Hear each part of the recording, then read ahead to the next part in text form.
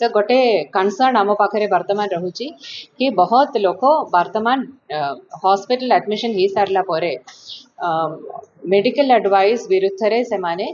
discharge नहीं करी पड़े जाउछंती सेटा हमें बहुत काउंसलिंग करबा को हमें कहि देछु कि सेमिति करंतु नहीं आपण मानक द्वारा भी मु समस्त को जणाइबा के चाहूची यदि मेडिकल एडवाइस आपण को रहिबा पाई मिलुची तबे आपण हमर मेडिकल ऑफिसर माने डॉक्टर मानकर परामर्श को स्वीकार करंतु प्लीज जेतिकी दिन से माने कहउचंती सेतिकी दिन आपण हॉस्पिटल रे रहंतु सेटा नाहेले कोन होची से माने फेरी जाउछंती